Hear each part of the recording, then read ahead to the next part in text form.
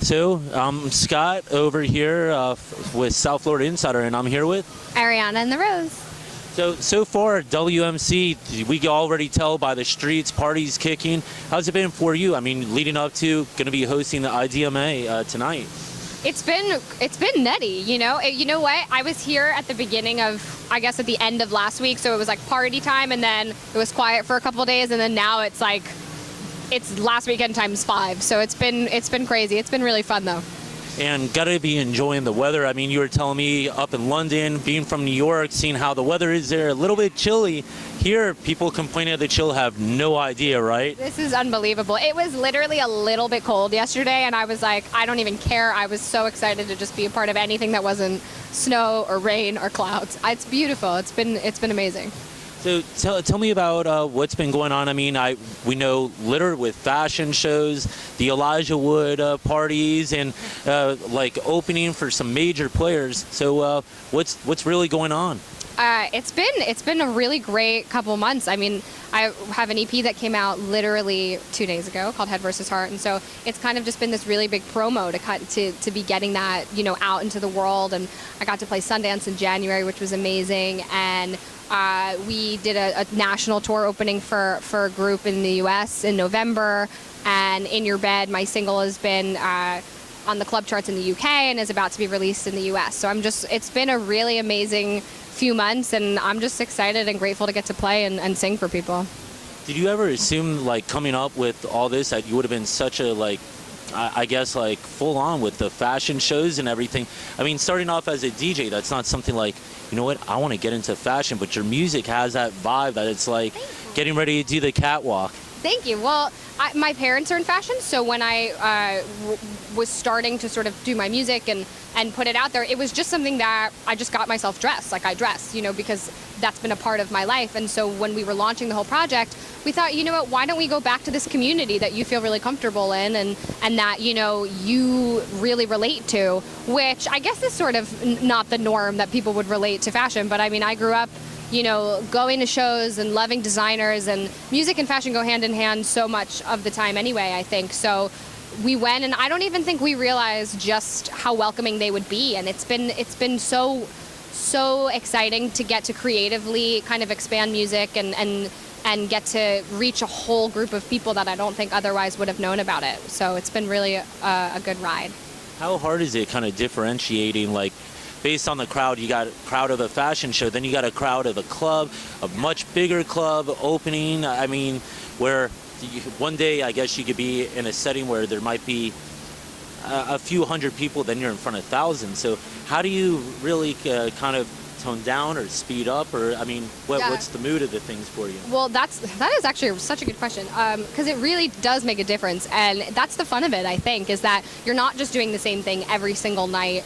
And I mean, there are certain things, you know, you go on tour, you're doing the same thing every night, you're playing to venues, and there's something really fulfilling about kind of getting to hone something. And then there's also the opposite end of it, the excitement of playing a fashion show and then playing in a venue that's a sort of standard venue. And then when we were at Sundance, I mean, we played in everything from acoustically with a cajon and acoustic guitars to setting up in a gifting suite to then playing in a bar. We opened for Modest Yahoo while we were there. So it was really cool. So I mean, that's the fun of it, I think, and it's really fun for me because, you know, I make synth music, synth pop, and playing it with a band just lets you do it in so many different incarnations. So it's been really interesting to kind of see how people receive it. With the way synth is, I mean, doesn't it feel like, man, if you were growing up in the 80s, like, holy cow, there would have been like an explosion. You might have been the next Madonna. I mean, well, gosh, well, I don't know if I would have a genre without Madonna. So if she didn't happen, I don't know if I would be happening. But I think that it's definitely got an 80s vibe. There's some 90s, you know, in terms of guitar sounds and stuff. I'm really influenced by that. So I think what's cool is that, especially in today's music, everything is so mixed. There's such like genre concoctions. That's like the trend right now, is no one's just doing like one thing. But I mean, God, I would have loved the 80s. I'm all about high-waisted hot pants, so I mean, God. Well, what's coming up for you next? Tour plans, projects, any collaborations? I mean, you've been with some of these prominent artists. Has there ever been talk of, wow, hey, Modest, want to jump in? Let's do something. Oh my God! If I ever did a collaboration with Modest Yahoo, I think I would fangirl like during the song. I'm about to go on tour in the UK, with a great band called the Hoosiers, and it's a 20-date tour, which I'm very excited about. It's our first tour in the UK, so that will be really fun, and that's what we're headed to do in May.